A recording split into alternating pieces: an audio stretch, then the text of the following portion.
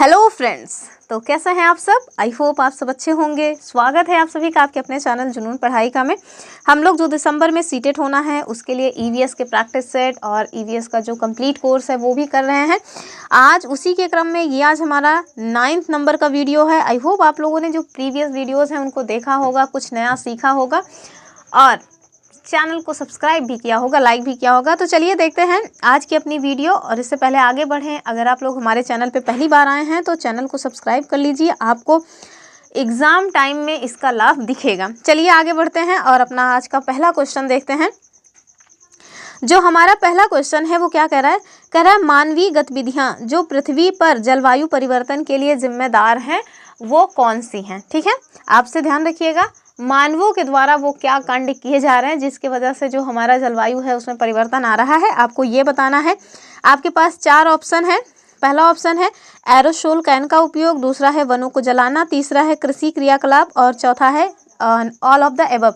तो जब all of the above दिया हुआ है तो और कुछ सोचना ही नहीं है। आप जानिए कि सारी की सारी जो भी गतिविधियां बताई गई हैं ये सभी हमारे वातावरण को या ये कहें कि जो हमारा जलवायु है उसको परिवर्तन करने में जिम्मेदार कारक के रूप में है। फिर चाहे वो एरोसोल कैन का उपयोग हो या वनों को जलाना, इवन वनों को काटना भी इसमें आएगा। और जो भी क्रियाकलाप कृषि में किए जाते हैं वो भी इसमें जिम्मेदार होते हैं और इसका ऑल ऑफ द अबव हो जाएगा। एक बात याद रखिएगा, जो मतलब कि हमारा जलवायु परिवर्तन हो रहा है इसके लिए केवल और मतलब 2 कारक हैं जो इसके लिए जिम्मेदार हैं। एक तो है मानवीय गतिविधियाँ और दूसरा है हमारा प्राकृतिक गतिविधियाँ। दूसरी कौन सी है, दूसरी है प्राकृतिक गतिविधियाँ।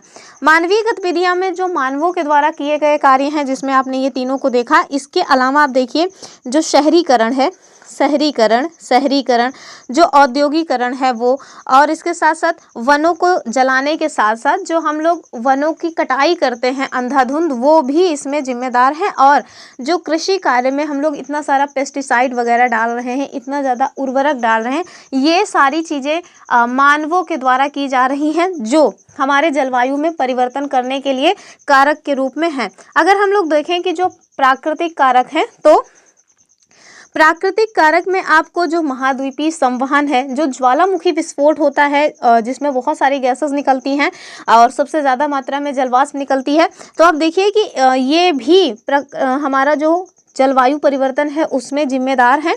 इसके साथ साथ जो समुद्री धाराएं हैं ये भी जिम्मेदार होती हैं। इन्हीं प्राकृतिक घटनाओं में एक मतलब कि संकल्पना है। एक व्यक्ति थे मिलानकोविच, ठीक है, जो मिलानकोविच थे उन्होंने एक हाइपोथेसिस दिया हुआ है और उसको हम लोग बोलते हैं मिलानकोविच क्लाइमेट हाइपोथेसिस। ठीक है, उसको क्या बोलते हैं, उसको बोलते हैं मिलानकोविच। ये बड़ी इंपॉर्टेंट बात है, जल्दी शायद ही कोई आपको ये चीज़ बताएगा।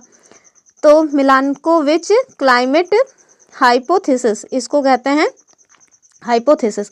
तो इन्होंने इसमें क्या बताया है, इन्होंने इसमें बताया है कि जो हमारी पृथ्वी है ना उसका ये नेचर होता है कि पहले वो आइस एज में जाती है, उसके बाद वो वार्म एज में आती है, इसके पहले हमारी जो पृथ्वी थी वो बर्फ थी। अब जो है देखिए अब हमारी पृथ्वी गर्म हो रही है, यानी कि वो वार्म एज में आ रही है। और इसके लिए इनके द्वारा 3 कारक भी बताए गए हैं कि जो मिलानकोविच जो थे इनके द्वारा 3 कारक बताए गए हैं। 3 कारक हैं जिसकी वजह से जो हमारी पृथ्वी है वो पहले आइस एज में आती है, फिर वार्म एज में आती है, फिर उसके बाद आइस एज में जाती है। तो ये चक्र ऐसे चलता रहता है और उसके कारण इन्होंने जो पहली बात बताई है, पहला कारक जो बताया है वो है एसेंट्रिसिटी, यानी कि जो हमारी पृथ्वी का ऑर्बिट शेप है वो इसके लिए जिम्मेदार है। और दूसरा इन्होंने बताया है कि जो हमारी पृथ्वी की ऑब्लिक्विटी चेंज है, यानी कि जो हमारी पृथ्वी का झुकाव है, पृथ्वी का झुकाव जो है वो कहाँ से कहाँ तक हो जाता है, तो 22 डिग्री से लेकर के 24.5 डिग्री तक होता है। ये भी एक जिम्मेदार कारक के रूप में है। इसके साथ साथ इन्होंने एक और चीज़ बताई है और उसको कहते हैं एक्सियल प्रेसेशन। क्या कहते हैं उसको कहते हैं एक्सियल प्रेसेशन। और इसमें क्या होता है एक्सियल प्रेसेशन, ठीक है। और इसमें क्या होता है, इसमें आप देखिए कि जो हमारी पृथ्वी है वो वॉबल करती रहती है, जिसके कारण जो सनलाइट आती है उसके घटने और बढ़ने की प्रक्रिया होती है। तो ये सारी चीज़ें यानी कि ये जो 3 कारक हैं वो किसके द्वारा बताए गए, तो मिलानकोविच के द्वारा। तो जो हमारी पृथ्वी है उसमें केवल और केवल जो आज हमारा जलवायु परिवर्तन है उसके लिए केवल एक ही कारक जिम्मेदार नहीं है कि मानव जो है बहुत सारे उल्टी सीधी चीज़ें कर रहा है, नहीं, मानव के साथ साथ कुछ नेचुरली घटनाएं ऐसी हैं जिनके कारण जो जलवायु है उसमें परिवर्तन होता है। तो इसका उत्तर क्या होगा, ऑप्शन डी। इससे जुड़ी हुई जो चीज़ें थी वो भी मैंने आपको बता दिया। आगे देखते हैं अगला क्वेश्चन। जो हमारा अगला क्वेश्चन है वो आपसे पूछ रहे हैं कि जो 1984 में भोपाल गैस ट्रेजेडी हुई थी उसमें कौन सी गैस का रिसाव हुआ था। तो ये जो है ना बड़ा इंपॉर्टेंट है, कई बार पूछा गया है। अब अगर हम ये कहें कि अब ये क्वेश्चन पुराना हो गया है तो कुछ मतलब अतिशयोक्ति नहीं होगी, सच में पुराना हो गया है, हर एग्ज़ाम में पूछा जा चुका है।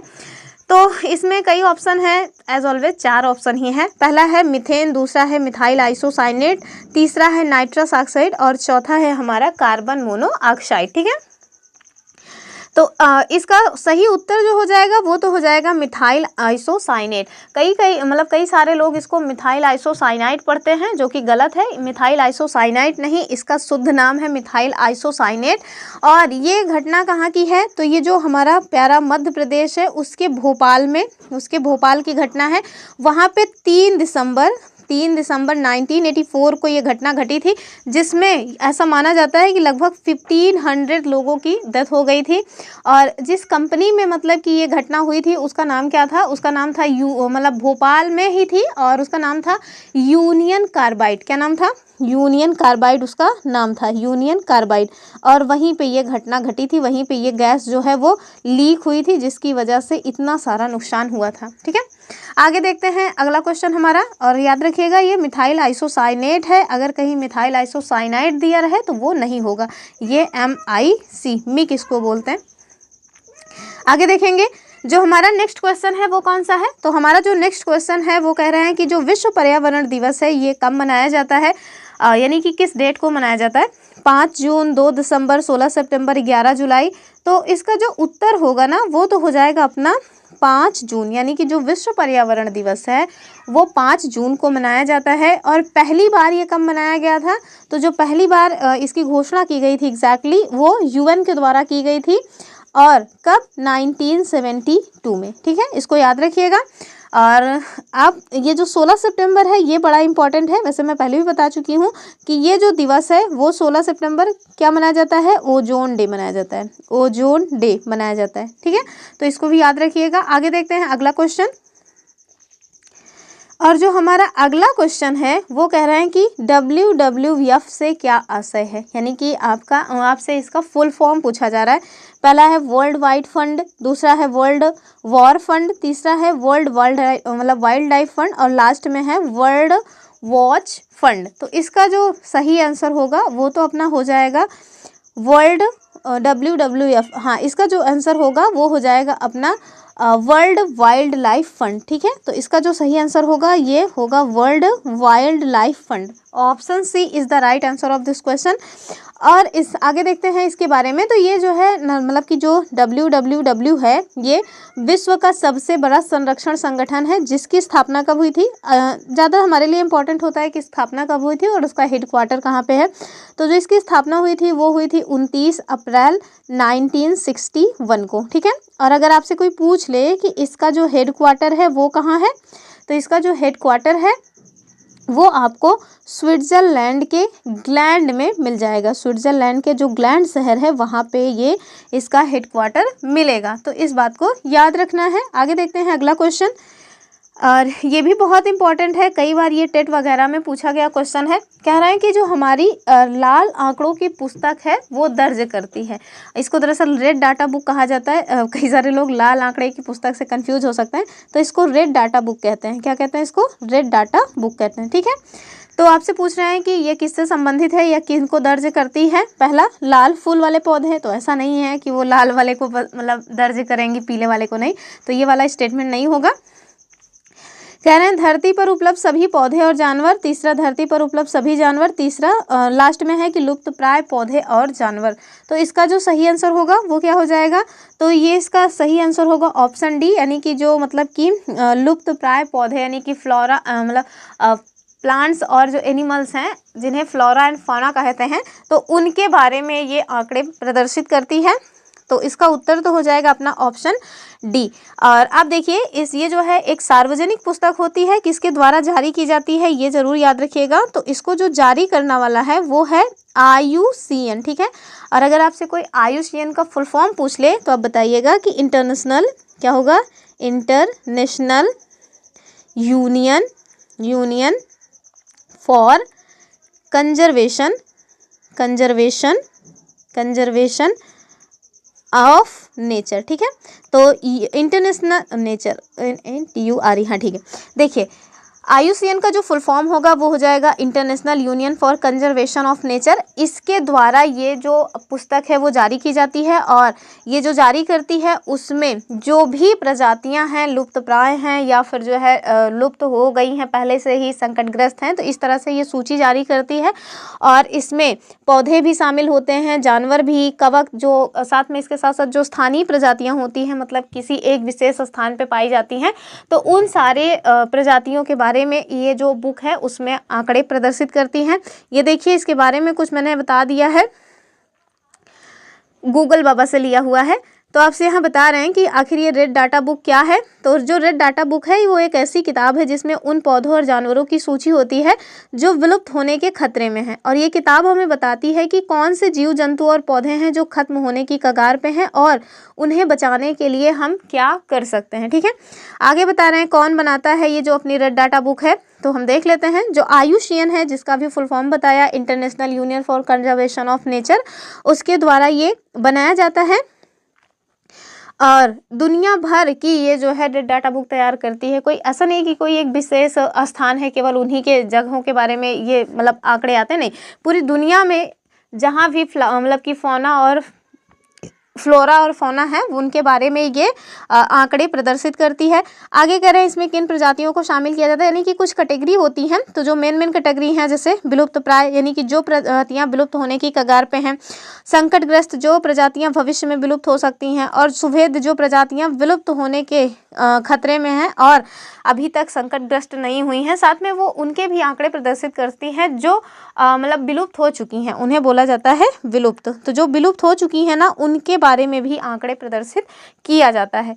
आप मुझे कुछ ऐसी प्रजातियों के नाम बताइएगा जो विलुप्त हो चुकी हैं, डायनासोर को छोड़ के, क्योंकि डायनासोर तो सब जानते हैं, इसके अलावा भी बहुत सारी प्रजातियां हैं जो विलुप्त हो चुकी हैं। आप गूगल कर लीजिएगा, वहां से फिर देख के मुझे कमेंट करिएगा। आगे देखते हैं, और वीडियो को लाइक ज़रूर कर दिया करिए।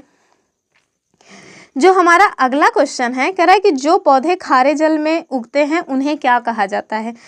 वैसे तो ये क्वेश्चन हम पहले भी कराए हैं, लेकिन फिर से देख लीजिए। आपके पास 4 ऑप्शन है, हेलोफाइट, मिजोफाइट, जेरोफाइट और हीलियोफाइट। हिंदी में आप खुद देख लीजिएगा। और इसका जो सही आंसर होगा वो क्या हो जाएगा, तो हमारा जो इसका सही आंसर होगा वो हो जाएगा अपना ऑप्शन ए, यानी कि हेलोफाइट, यानी कि लवण मृदोद्भिद। और ये जो लवण मृदोद्भिद हैं ये कौन से पौधे होते हैं, जो खारे जल में पाए जाते हैं, यानी कि नमकीन पानी में पाए जाने वाले जो पौधे होते हैं उन्हें हम कहते हैं हेलोफाइट, ठीक है। आप देखेंगे ये जो पौधे होते हैं इनकी जो पत्तियां होती हैं वो कैसी होती हैं, मोटी हो जाती हैं, साथ में रसीली हो जाती हैं, और इसके साथ साथ छोटे आकार की होती हैं, यानी कि बहुत बड़ी बड़ी पत्तियां आपको यहाँ नहीं देखने को मिलेंगी, ठीक है। और दिखने में एकदम चमकते रहते हैं, कांच के आकार के। इसका एक एग्जाम्पल देख लीजिए कि जो हेलोफाइट है इसका अगर एक एग्जाम्पल आपसे पूछा जाए तो जो हमारी सॉल्ट मॉस होती है ना, सॉल्ट मॉस, ये जो है इसका एक एग्जाम्पल है। तो याद रखिएगा इसको। आगे देखते हैं अपना अगला क्वेश्चन। अब देखिए हमारा जो क्वेश्चन नंबर 7 है, थोड़ा लेंदी क्वेश्चन है, हम इसको पढ़ लेते हैं पहले। कह रहे हैं कि वृक्षों पौधों की जड़ों में पाए जाने वाले कुछ विशिष्ट लक्षण दिए गए हैं, आप उन पर विचार कीजिए। तो चलिए करते हैं विचार। पहला क्या है, कह रहे हैं कि वृक्ष की लटकती शाखा जैसी दिखने वाली जो इसकी जो है शाखाएं हैं ये वास्तव में उसकी शाखा नहीं बल्कि जड़ें हैं, ठीक है। दूसरा कह रहे हैं कि जड़ों की लंबाई वृक्ष की ऊंचाई की लगभग 30 गुनी होती है। ठीक, आगे कह रहे हैं कि जो जड़ है इसके द्वारा वृक्ष को मजबूत खंभों की भांति सहारा दिया जाता है। आगे कह रहे हैं कि जड़ों के द्वारा खाद्य सामग्री का भंडारण किया जाता है और इसके साथ साथ लटकती जड़ों का बढ़ते बढ़ते जमीन के अंदर चले जाना।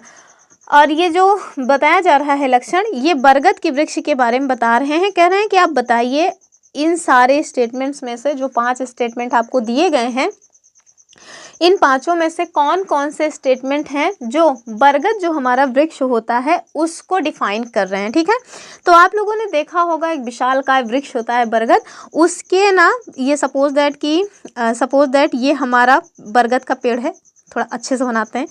सपोज दैट ये हमारा बरगद का पेड़ है। ठीक है, तो आप देखिए कि इसके आसपास यहाँ से ना ऐसे ऐसे खूब लंबी लंबी जड़ें निकली रहती हैं। आपने ज़रूर देखा होगा बरगद का पेड़, अगर देखा होगा तो ये जो बगल में नीचे इसके साइड में जड़ें निकली रहती हैं, आप देखेंगे एकदम लंबी लंबी सी रहती हैं और दूसरा ज़मीन के अंदर तक प्रवेश कर जाती हैं।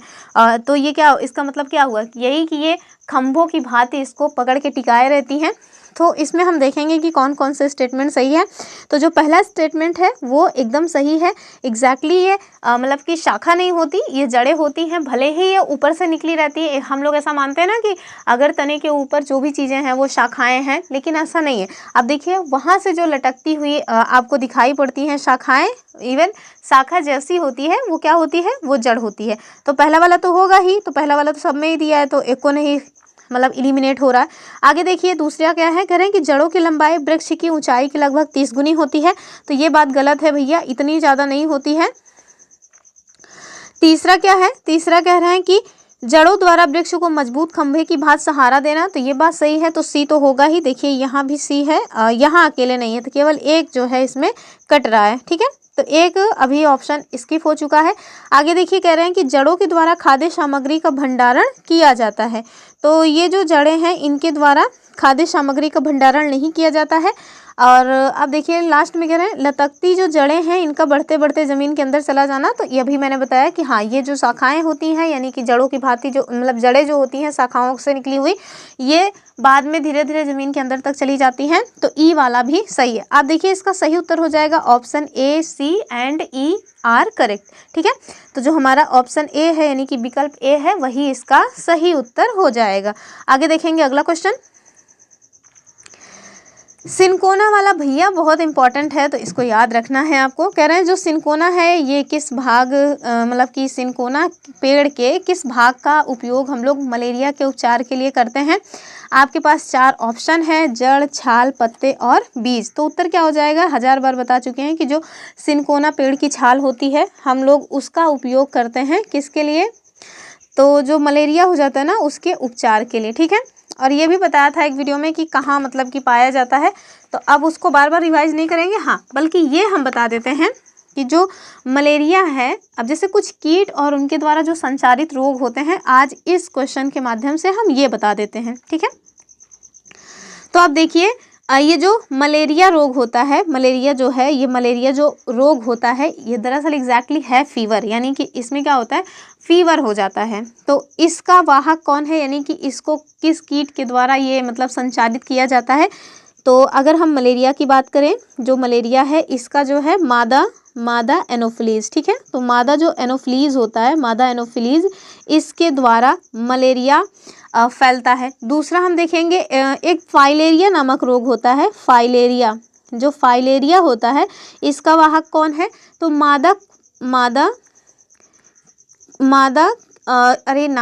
क्यूलेवरा, जो मादा क्यूलेवरा है इसके द्वारा जो है ये क्या होता है, फाइलेरिया जो है वो संचारित होता है। एक और होता है पीत ज्वर। ठीक है, येलो फीवर इसको दरअसल कहते हैं। और ये जो पीत ज्वर या येलो फीवर है ये इसका वाहक कौन है, तो ये मादा एडीज इजिप्टाई, मतलब कि जो मादा एडीज इजिप्टाई होता है, एडिप्स, थोड़ा सा पढ़ने में साइंस है तो ये होता है मादा एडीज इजिप्टाई। क्या होता है, इजिप्टाई। ठीक है, तो ये होता है। और एक और होता है जैसे हैजा, हैजा तो आप लोगों ने सुना ही होगा, अब तो हालांकि ये कॉमन नहीं रहा, पहले बहुत कॉमन था जब हमारे बाबा आजा लोग रहा करते थे तब। तो ये घरेलू मक्खी की वजह से होता है, जो घरेलू मक्खी होती है वो इसकी वाहक होती है। अगर हम लोगों से कोई पूछ ले कि जो टाइफाइड होता है, टाइफाइड जो कि अक्सर गंदे पानी की वजह से हो जाता है, अगर आप गंदा खाना पानी कर रहे हैं तो फिर उससे फिर आपको टाइफाइड होने के चांसेस होते हैं। तो जो टाइफाइड है ये इसका वाहक कौन है या इसका संचार कौन करता है, तो आप देखिए पैडिकुलरा जो है उसके द्वारा किया जाता है, पैडिकुलरा, ठीक है। और इसके साथ साथ कुछ अन्य भी हैं, जैसे जो सुर्रा रोग होता है, आपने सुना होगा सुर्रा रोग के बारे में, उसका जो वाहक है वो है टेबिनस मक्खी। और जो निद्रा रोग है जिसमें नींद आती रहेगी तो वो है ग्लॉसिना पॉल्पेलिरा, ठीक है। और एक और रोग होता है चगास, जो कि खटमल के जो है काटने से हो जाता है। अब आप देखेंगे खटमल वगैरह ना अब देखने को नहीं मिलते हैं। एक समय था जब चारपाई में खटमल बहुत सारे हो जाया करते थे। एक और याद रखिएगा, ये पूछा जा सकता है आपसे, जो मतलब काला जार होता है उसका वाहक कौन है, तो जो काला जार है इसका वाहक होता है बालू मक्खी, ठीक है। तो याद रखिएगा इसको। अब मेरी राइटिंग थोड़ा अजीब सी है, फिर भी अगर आप चाहें तो आप इसका स्क्रीनशॉट ले सकते हैं अगर आपको समझ आए तो ये इसका सही उत्तर क्या हुआ, इसका सही उत्तर हो जाएगा कि जो सिनकोना पेड़ की छाल होती है उसका हम लोग प्रयोग करते हैं मलेरिया रोग के उपचार में। और मलेरिया रोग का वाहक कौन होता है, तो मादा एनोफ्लीज जो मच्छर होता है वो मलेरिया का वाहक होता है। आगे देखेंगे अगला क्वेश्चन।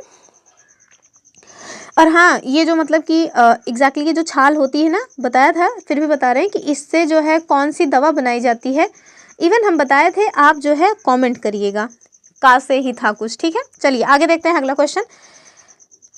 जो हमारा अगला क्वेश्चन है, कह रहे हैं कि पौधों का वो भाग जो दांत दर्द के उपचार में किया जाता है, यानी कि अगर आपके दांत में दर्द है तो आप उसके लिए इलाज के रूप में इसका यूज़ कर सकते हैं। तो आपको बताना है कि वो कौन सा है, जो यहाँ पे दिया गया हो उसी में आपको चूज करना है। 4 ऑप्शन है, सौंफ, लौंग, मेथी, अफीम के बीज। तो भैया अफीम तो बिल्कुल नहीं यूज़ करेंगे। मेथी का भी उपचार, बालों के लिए मेथी जो है थोड़ा अच्छी मानी जाती है, लेकिन दांतों के लिए इसका कोई एक खास उपचार नहीं दिखता है। सौंफ भी आप सुगंध के लिए खा सकते हैं, सपोज दैट मुंह से स्मेल आ रही है तो आप सौंफ खा के मुंह की स्मेल अच्छी कर सकते हैं, लेकिन दांत दर्द में इसका कोई उपयोग नहीं होता। लेकिन जो लौंग होता है ना, इसका उपयोग होता है। दांत में दर्द होता रहे, आप लौंग को दांत के नीचे रखिए, कूंचते रहिए, कुछ आराम मिलने के चांसेस रहते हैं। और ऐसा क्यों होता है, क्योंकि जो हमारा लौंग होता है ना उसमें एक एसिड पाया जाता है, और वो उसका नाम क्या है एसिड का, तो यूजिनॉल। ये जो यूजिनॉल एसिड है ये पाया जाता है लौंग में, और ये एंटीसेप्टिक की तरह काम करता है। यही कारण है कि जो दांतों का दर्द है वो कम हो जाता है। और साथ में जो लौंग है ना, ये दांतों में सड़न पैदा होने वाले जो बैक्टीरिया होते हैं उनको भी निपटा देती है। तो ये जो है इंपॉर्टेंट है लौंग हमारे दांतों के लिए। आगे देखते हैं अगला क्वेश्चन। अब कुछ लोगों को लौंग इतना तीखा लगता है कि उनसे चलेगा ही नहीं। आगे देखिए, कह रहे हैं कि निम्नलिखित में उससे वो कौन सा जानवर है जिसके आगे के दांत पूरी ज़िंदगी बढ़ते रहते हैं। डायरेक्ट ऐसे दिया हुआ है एनसीईआरटी में कि जो गिलहरी के दांत हैं वो हमेशा बढ़ते रहते हैं, इसीलिए वो चीज़ों को कुतरती रहती है। तो इसका उत्तर तो मैंने पहले ही बता दिया। लोग इसमें चूहा को लेकर के कन्फ्यूज़ होते हैं, तो आप मत होइएगा। इसका जो सही आंसर होगा वो एनसीईआरटी में गिलहरी दिया हुआ है। आगे देखेंगे अगला क्वेश्चन। और जो हमारा अगला क्वेश्चन है, कह रहे हैं कि महामारी के दौर में जो चिकित्सक हैं इन्होंने विटामिन सी से भरपूर भोजन करने का परामर्श दिया। आपको वो समूह बताना है जिसमें विटामिन सी प्रचुर मात्रा में हो, ठीक है। अभी कल भी इस टाइप का क्वेश्चन किए थे। पहला क्या है, पहला है ब्रोकली, सोयाबीन और काली मिर्च। किसने ब्रोकली की सब्जी खाई है, मुझे थोड़ा बताना कैसे होती है, मैंने नहीं खाई दरअसल। दूसरा स्ट्रॉबेरी, संतरा, सोयाबीन। तीसरा है दूध, स्ट्रॉबेरी, नींबू। और चौथा है ब्रोकली, स्ट्रॉबेरी और नींबू, ठीक है। तो आप सब ने जरूर पढ़ा होगा कि जो हमारा दूध होता है ना उसमें विटामिन सी नहीं पाया जाता है। तो दूध यहाँ पे दिया हुआ है तो हम लोग तो इसको पहले ही निपटा देंगे। और संतरा तो होगा ही, तो संतरा, नींबू इन सब में पाया ही जाता है, केवल एक ऑप्शन हट रहा है। तो इसका जो सही आंसर होगा वो क्या हो जाएगा, वो हो जाएगा अपना ऑप्शन डी। जो ब्रोकली है, स्ट्रॉबेरी और नींबू है, ब्रोकली या और स्ट्रॉबेरी और नींबू ये सभी खट्टे फल में आते हैं, ये सभी खट्टे फल में आते हैं। ब्रोकली की हालांकि सब्जी खाई जाती है, तो ऐसा कौन बोल दिया कि फलों की सब्जी नहीं बनती। तो और साथ में ये ना विटामिन सी के अच्छे सोर्स भी होते हैं। और कल अभी मैंने आपको बताया था कि जो विटामिन सी है उसका वैज्ञानिक नाम क्या है, शायद मैंने कल केमिकल नेम बोला था, दरअसल वो साइंटिफिक नेम है और उसमें आप याद रखिएगा कि जो विटामिन सी का साइंटिफिक नेम है वो क्या है, वह है एस्कॉर्बिक एसिड। क्या है वो, एस्कॉर्बिक एसिड जो है वो विटामिन सी का साइंटिफिक नेम है, ठीक है। और इसकी कमी से कौन सा रोग हो जाता है, स्कर्वी नामक रोग हो जाता है, तो इसको भी याद रखना है। आगे तो चलेंगे अपने क्वेश्चन नंबर 12 पे। कह रहे हैं कि रक्त की जांच द्वारा किसकी उपस्थिति से मलेरिया की पहचान होती है।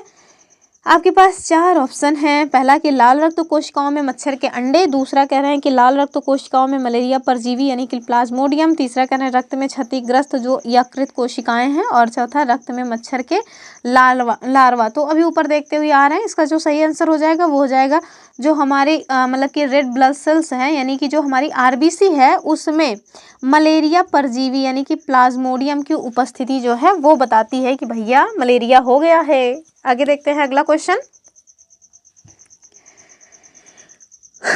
जो हमारा अगला क्वेश्चन है वो क्या कह रहा है, कह रहा है कि जो अंजलि जी है ना, इनकी सहेली दांतों में क्षय यानी कि दांतों का क्षरण दैट मीन्स खराब या सड़न होने से बचाने के लिए 4 तरीके बताती है।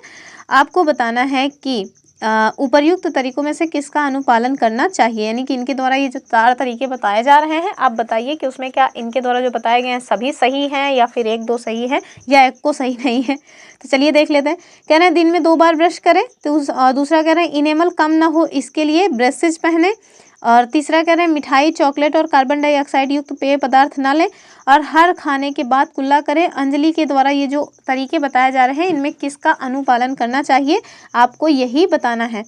तो आप देखिए कि कह रहे हैं दिन में 2 बार ब्रश करें, ठीक है। दिन में 2 बार ब्रश करें।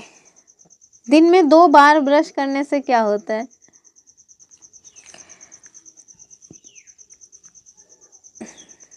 तो वैसे दिन में 2 बार अगर आप सुबह शाम ब्रश करें, जैसे खाना खाने से पहले और खाना खाने के बाद रात में, तब जो है ज़्यादा ठीक लगता है। और दूसरा कह रहे हैं इनेमल कम ना हो इसके लिए क्या करें, तो इनेमल कम ना हो इसके लिए आप जो है ब्रेसेस पहने, तो ये थोड़ा ज़्यादा हो जाएगा ना, ब्रेसेस पहने। मुझे लगता है मैंने ना ऑप्शन में कुछ गड़बड़ी की है, एक बार मैं ऑप्शन चेक कर लेती हूँ, कहीं ऐसा ना हो ऑप्शन में कुछ गड़बड़ी हो, क्योंकि 1 सेकंड का टाइम दीजिए। वैसे दिन में 2 बार ब्रश करना थोड़ा सा मुझे अजीब लग रहा है, दिन में 2 बार ब्रश, क्योंकि सुबह आप एक बार खाना खाने के पहले कर लीजिए, यानी मॉर्निंग में जब उठे तब ब्रश कीजिए, और शाम को आप खाना खाने के बाद ब्रश कीजिए, तो फिर दांतों का जो क्षय है वो नहीं होता है। तो इसमें कुछ प्रॉब्लम समझ आ रही है, हालांकि ठीक है ना, ऐसा ही मान लीजिए कि 24 घंटे में आपको 2 बार ब्रश करना है, तो इसमें ए वाला ऑप्शन होना चाहिए। और अच्छा हाँ सही तो है। आगे देखिए दूसरा कह रहे हैं इनेमल कम ना हो इसके लिए ब्रेसेस पहने, तो ये बहुत बेकार बात है, आप कब तक मतलब कि ये सब कर पाएंगे नौटंकी। और तीसरा कह रहे हैं कि मिठाई, चॉकलेट और कार्बन डाइऑक्साइड युक्त तो जो पेय पदार्थ हैं उसको ना लें, तो ये बात भी सही है, आप इससे बच के रहेंगे तो आपके दांत लंबे टाइम तक चलेंगे। और लास्ट में कह रहे हैं कि हर खाने के बाद कुल्ला करें, और हाँ ये बात एकदम सही है, अगर आप खाने के जस्ट बाद तुरंत कुल्ला कर लेते हैं तब भी दांतों को सड़न से बचाया जा सकता है। तो ये दिन में 2 बार ब्रश करने का मतलब भैया एक सुबह कर लीजिए, एक रात में सोने के पहले कर लीजिए। तो इसका जो सही आंसर होगा वो क्या होगा, ए सही है, सी सही है और डी सही है। अब देखिए जो हमारा ऑप्शन नंबर बी है ना, उसमें सी डी ए ये सही है, तो इस वजह से ना मुझे ये ए वाला ऑप्शन वह दिख ही नहीं रहा था। एनीवेज अब तो दिख गया ना, तो इसका जो सही आंसर होगा वो हो जाएगा अपना ए भी सही है, डी भी सही है, सी सही है, लेकिन ये जो दूसरा वाला है ये थोड़ा ज़्यादा ही हो जाएगा। आगे देखेंगे अगला क्वेश्चन। जो हमारा अगला क्वेश्चन है वो आपसे कह रहे हैं कि मानव के पेट में जो आमाशय रस है इसकी प्रवृत्ति होती है और वह भोजन के पाचन में सहायता करता है। तो कुल मिला के आपसे पूछ रहे हैं जो हमारे पेट में HCl पाया जाता है, जो HCl पाया जाता है, HCl, तो मेरी राइटिंग, ये जो HCl पाया जाता है आपसे पूछ रहे हैं कि ये अम्लीय होता है या क्षारीय होता है, कुल मिला के आपको ये बताना है, या फिर उदासीन या उभयधर्मी होता है। तो जो हमारा HCl होता है इसका जो सही आंसर होगा वो तो हो जाएगा अम्लीय। अपने आप में हाइड्रोक्लोरिक अम्ल लिखा हुआ है, तो अम्ल लिखा हुआ है तो जाहिर सी बात है कि वो अम्लीय होगा, क्षारीय वगैरह नहीं होगा। तो ये कैसा होता है, ये होता है अम्लीय। ठीक है, आगे देखेंगे अगला क्वेश्चन, और ये आज के सेशन का लास्ट क्वेश्चन होगा। आई होप आप लोगों को क्लास में सारे क्वेश्चन समझ आए होंगे। तो चलिए देख लेते हैं आज के अपने लास्ट क्वेश्चन को। कह रहा है निम्न में से कौन सी भोजन संबंधी आदत कार्बन पचन को कम करने में मदद करेगी। ठीक है, जो कार्बन फुटप्रिंट होता है उसको कम करने में जो हेल्प करे वही आपको बताना है। आपके पास 4 ऑप्शन है, मांस और मछली खाना। दूसरा क्या है, दूसरा कह रहे हैं कि संरक्षित खाद्य पदार्थ जैसे जो डिब्बा बंद बीन्स होते हैं इनका सेवन करना। तीसरा, दूध व दूध के बने हुए जो पदार्थ हैं उनका सेवन करना। और लास्ट में क्या है, लास्ट में है अपना स्थानीय रूप से जो उगाए हुए खाद्य पदार्थ हैं इनका सेवन करिए। ठीक है, तो इसका सही आंसर क्या होगा, तो आप देखिए इसका जो राइट आंसर होगा वो हो जाएगा अपना ऑप्शन डी, यानी कि जो स्थानीय रूप से उगाए हुए खाद्य पदार्थ हैं अगर आप इनका सेवन करेंगे तो कार्बन फुटप्रिंट फिर बढ़ेगा नहीं, आप उसको जो है संतुलित करने में हेल्प करेंगे। और ऐसा क्यों होगा, क्योंकि जो स्थानीय रूप से उगाए जाने वाले पेड़ पौधे होते हैं ना, आप देखिए उसमें ज़्यादा उर्वरकों की आवश्यकता नहीं होती है। क्यों, क्योंकि उसी मिट्टी में अच्छे से हो रहे हैं तो उन्हें बहुत ज़्यादा पेस्टिसाइड या फिर बहुत ज़्यादा उर्वरक की आवश्यकता नहीं पड़ेगी और आपकी हेल्थ के लिए भी वो यूज़फुल खाना रहेगा।